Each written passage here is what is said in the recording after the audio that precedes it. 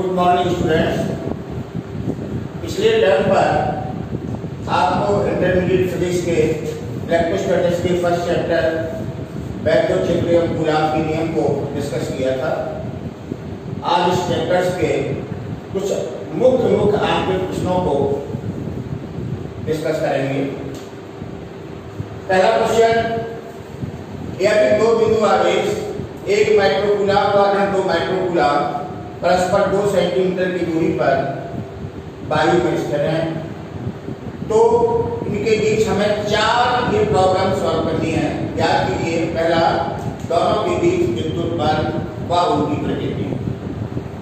विद्युत बल के लिए क्वेश्चन के अनुसार 1 माइक्रोकूलाम 2 माइक्रोकूलाम के आवेश 2 सेंटीमीटर की दूरी पर वायु में रखे हैं, तो कूलाम के नियम से लगने वाला बल F = 1/4πε0 Q1 Q2/r²।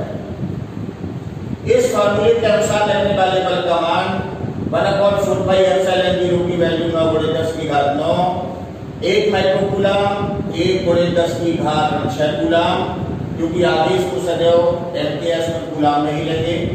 Q2 2×10⁶ coulomb. आवेश के चिन्ह का प्रयोग नहीं करेंगे क्योंकि उसकी प्रकृति में अपने आप आकर्षण या प्रतिकर्षण बल आएगा। दूरी r का मान 2 सेंटीमीटर, ये हो गया 4×10⁴ मीटर का स्क्वायर। इसकी वैल्यू हो गई F = इसको सॉल्व किया तो इसकी वैल्यू हो गई 9/2 × 10⁻, यहाँ पर हुआ 30 - 12 × 10⁻1, इसकी वैल्यू हो गई 90/2, यानी इसकी वैल्यू हो गई 45 न्यूटन। यानी इसका मतलब ये दोनों आवेशों के बीच लगने वाले विद्युत बल का मान निर्वात या वायु में 45 न्यूटन होगा। और चूंकि ये दोनों विजातीय आवेश हैं, तो ये भी निश्चित है कि इनके बीच में लगने वाला बल आकर्षण का होगा। तो पहला क्वेश्चन हो गया कि यदि दोनों आवेश निर्वात या वायु में 2 सेंटीमीटर की दूरी पर हैं, तो इनके बीच लगने वाले बल का परिमाण 45 न्यूटन व लगने वाले बल की प्रकृति आकर्षणात्मक होगी। दूसरा क्वेश्चन है, इन दोनों आवेशों के मध्य बिंदु पर वैद्युत तीव्रता ज्ञात करनी है। ये दोनों आवेशों का मिडल पॉइंट O हो गया। अगर 1 माइक्रोकूलाम के कारण O पॉइंट पर तीव्रता का मान E1 हो, तो E1 तीव्रता धन आवेश के कारण दूर की ओर होगी। -2 माइक्रोकूलाम के कारण तीव्रता O पॉइंट पर E2 हो, तो E2 तीव्रता भी -2 माइक्रोकूलाम की ओर होगी।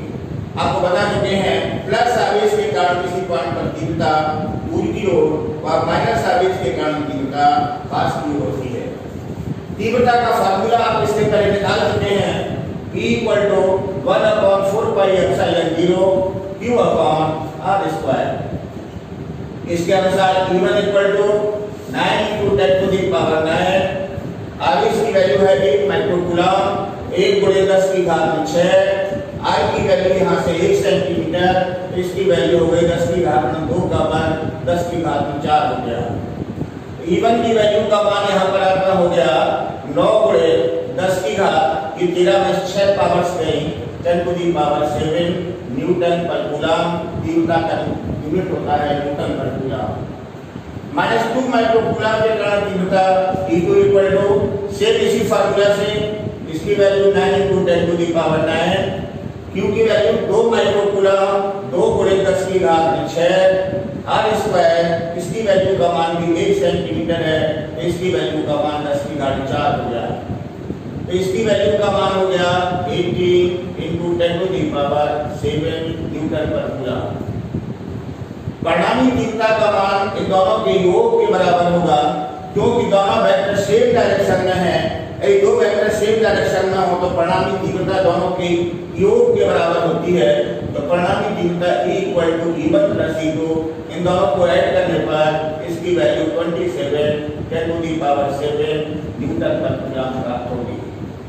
इस प्रकार से हम इसके मिडिल पॉइंट पर परिणामी वैद्युत तीव्रता के मान को ज्ञात कर सकते हैं। तीसरे पार्ट में इन दोनों आवेशों के कारण वह बिंदु ज्ञात करना है जहां पर वैद्युत तीव्रता का मान 0 हो। देखिए क्वेश्चन के अनुसार 1 माइक्रोकूलम और ये यहाँ पर हो गया 2 माइक्रोकूलम, दोनों आवेश 2 सेंटीमीटर की दूरी पर हैं।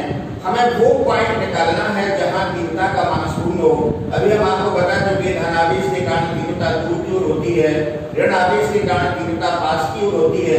तो वो पॉइंट कभी भी इन दोनों आवेशों के बीच में नहीं हो सकता, क्योंकि अगर हम पॉइंट को बीच में लेंगे तो इस प्लस आवेश के कारण तीव्रता दूर को होगी, माइनस के कारण भी तीव्रता इसी की ओर होगी। तो इसका मतलब बीच में किसी भी पॉइंट पर तीव्रता का मान इन दोनों के योग के बराबर होगा।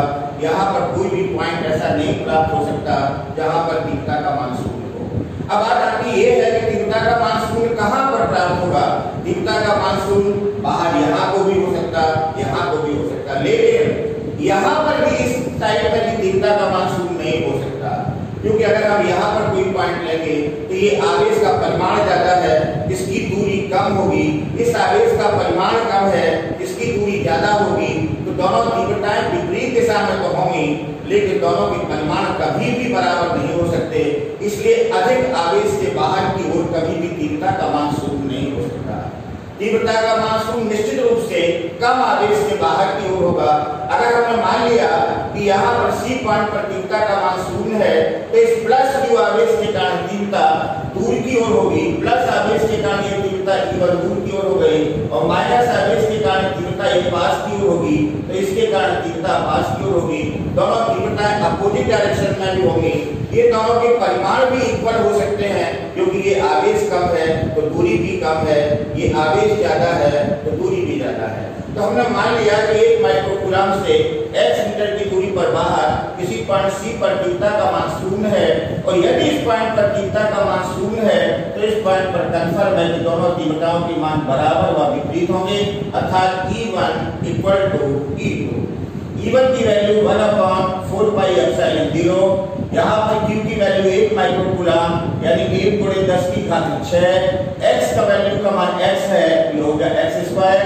E2 की वैल्यू 1/4 पाई एप्सिलॉन 0, यहाँ पर Q की वैल्यू 2 × 10⁶ कूलम अपॉन x², ये 2 है, ये x है, तो इसका मतलब यहाँ पर इसकी तीव्रता का मान x प्लस 0.02 मीटर के बराबर हो गया, तो इसका स्क्वायर हो गया, क्योंकि यहाँ पर x दूरी को हमने मीटर में लिया हुआ है।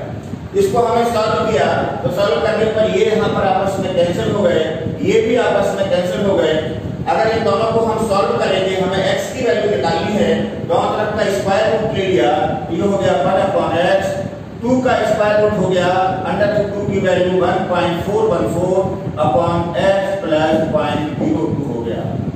इसको क्रॉस मल्टीप्लाई किया तो ये हो गया 1.414x equal to x plus 102। इसको इसका किया, ये वैल्यू आ गई आपकी x 1.414 माइनस 1 यानी 0.414 इक्वल टू 0.02, तो x की वैल्यू का मान 0.02 अपॉन 0.414 हो गया। इसको हम सॉल्व करके वो पॉइंट निकाल सकते हैं जहां पर परिणामी तीव्रता का मान शून्य होगा, और इसको सॉल्व करने पर इसकी वैल्यू का मान लगभग 0.048 मीटर प्राप्त होगा, यानी ये वो पॉइंट प्राप्त हो गया जहां पर परिणामी तीव्रता का मान शून्य है।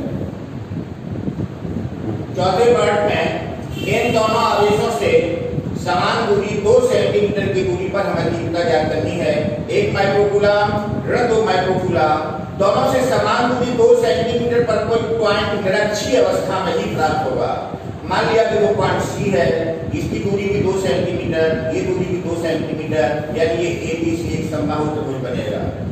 इस C पॉइंट पर तीव्रता का मान ज्ञात करने के लिए यदि 1 माइक्रोकूलम के कारण तीव्रता E1 हो और -2 माइक्रोकूलम के कारण तीव्रता E2 हो, तो E1 की ये डायरेक्शन होगी, E2 की ये डायरेक्शन होगी। दोनों के यहाँ पर मान निकालें तो E1 की वैल्यू हो गई यहाँ पर 1/4 पाई एप्सिलॉन 0, Q की वैल्यू 1 माइक्रोकूलम यानी 10⁶, और ये दूरी का मान 2 सेंटीमीटर, तो ये हो गया 2 × 10⁻²। ये यहाँ पर तीव्रता का मान E1 प्राप्त हो गया। इसको सॉल्व किया तो इसकी वैल्यू का मान हुआ 9 × 10⁹ ×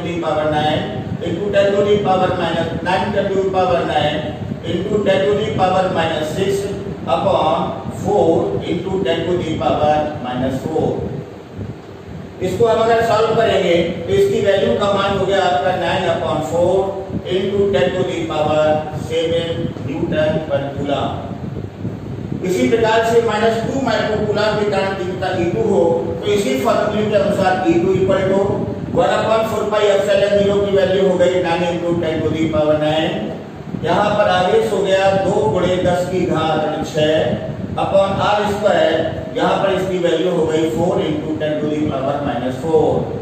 इसको सॉल्व करने पर इसकी वैल्यू का मान 18/4 × 10⁻⁷ न्यूटन पर कूलम प्राप्त हो गया। हमें इस G पॉइंट पर परिणामी तीव्रता का मान ज्ञात करना है, क्योंकि यहाँ पर ये भी E1 और E2 के बीच का कोण पर 120 होगा, क्योंकि ये समबाहु त्रिभुज है। तो परिणामी तीव्रता का मान E = √E1² + E2² + 2E1 E2 cos 120। Dividend के फार्मूला से हम परिणामी तीव्रता के मान को ज्ञात कर सकते हैं, और ये भी निश्चित है परिणामी तीव्रता इन दोनों के बीच में नहीं प्राप्त होगी, क्योंकि यहाँ पर E1 E2 में ये कंफर्म है कि E2 की वैल्यू 2E1 के इक्वल है।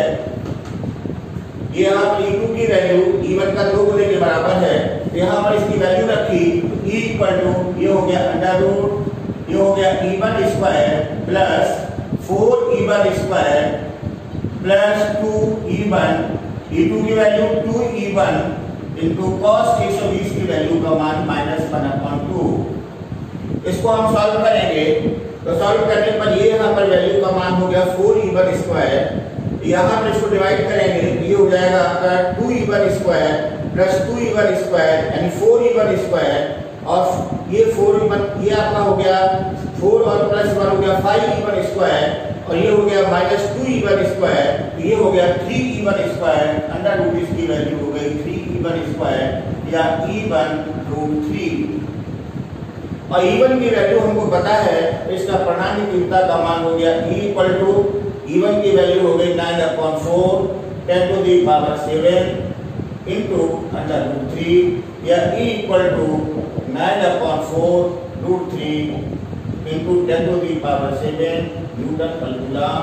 इस प्रकार से हम इस G पॉइंट पर परिणामी वैद्युत तीव्रता के मान को ज्ञात कर सकते हैं। अभी आपने एक क्वेश्चन इसका पहला क्वेश्चन पढ़ा। दूसरे क्वेश्चन को हम इस प्रकार से ले सकते हैं, एक भुजा वाले एक समबाहु त्रिभुज ABC के कोणों पर बिंदु आवेश चित्रानुसार रखे हैं। मान लिया कि यहाँ आवेश +2 है, यहाँ आवेश +2 है, यहाँ आवेश का मान -2 है। तो हमें त्रिभुज के केंद्र O पर यदि कोई +2 कूलम का आवेश रख दिया जाए तो उस पर लगने वाले परिणामी बल का मान व उसकी दिशा ज्ञात करनी है। देखिए, मान लिया कि +2 आवेश के कारण वह +2 और +2 के बीच में लगने वाले बल का मान F1 है। इस +2 के बीच लगने वाले बल का मान F2 है, और इस +2 और -2 के बीच लगने वाला बल F3 है। तो कंफर्म है कि इनके बीच पर प्रतिकर्षण बल यहाँ की ओर होगा, इनके बीच पर प्रतिकर्षण बल यहाँ की ओर होगा, और इनके बीच में लगने वाला आकर्षण बल -2 की ओर होगा। अगर हम वैल्यूज के मान निकाले तो इस कूलम के नियम के अनुसार F1 = ये हो गया आपका 1/4πε0 small q × capital Q upon r का मतलब AO। क्योंकि ये दूरी का मान A है, ये एंगल 60 है, समबाहु त्रिभुज है, ये हाफ एंगल 30 हो गया, तो कंफर्म है दूरी AO का मान A/√3 के इक्वल होगा। तो यहाँ पर हो गया Q × capital Q upon A/√3 का स्क्वायर मींस A²/3। तो ये आपका F1 की वैल्यू हो गई। इसी प्रकार से +2 आवेश के कारण मींस B से O की ओर लगने वाला बल F2 की वैल्यू 1/4πε0, ये भी आपका small q × capital Q upon ये डिस्टेंस भी A/√3 है, तो यहाँ पर भी हो गया A²/3। इसी प्रकार से यहाँ पर कैपिटल Q और -2 के बीच लगने वाला बल आकर्षणात्मक C की ओर होगा, मींस OC की ओर होगा, और इस बल की वैल्यू F3 की वैल्यू 1/4πε0, ये भी आपका हो गया स्मॉल q × कैपिटल Q। ये डिस्टेंस भी आपकी A/√3 है, तो इसकी वैल्यू का मान भी A²/3 होगा। हमें इस O पॉइंट पर परिणामी बल का मान यानी प्लस Q आगे इस पर लगने वाली परिणामी बल का मान ज्ञात करना है, तो हमें इन तीनों बलों का वेक्टर योग करना होगा। चूंकि वेक्टर F1 और वेक्टर F2 के बीच का एंगल 120 है, तो इन दोनों का परिणाम, और यहाँ पर यह भी क्लियर है कि F1 F2 दोनों बराबर हैं। अगर हम F1 को और F2 को F मान लें तो इन दोनों का परिणामी बल इसके बीच में प्राप्त होगा। इस परिणामी बल का मान F इक्वल टू या परिणामी बल का मान F dash equal to under root ये हो जाएगा आपका F1 square plus F2 square plus 2F1 F2 cos 120। इन दोनों की वैल्यूज के मान रखे तो हो गया F dash equal to under root ये हो गया आपका F square plus F square plus 2F square cos 120 minus half होता है, तो इसकी वैल्यू का मान माइनस हाफ हो गया। तो यहाँ से इसकी वैल्यू का मान F dash equal to F के बराबर प्राप्त हो गया। F डैश भी बल यहीं को प्राप्त होगा, ये F डैश भी यहीं को हो गया। F3 भी सेम डायरेक्शन में है। अगर इन दोनों का हम वेक्टर सम करेंगे तो परिणामी बल का मान जो प्राप्त होगा ये दोनों के सम के बराबर means F3 plus F dash के बराबर हो गया। और चूंकि F3 की वैल्यू का मान भी F के इक्वल है, तो इसका मान 2F के इक्वल हो गया। ये हो गया 2 और F की वैल्यू का मान अभी आप निकाल चुके हैं यहाँ पर 1/4 pi epsilon 0 Q into capital Q upon A square upon 3।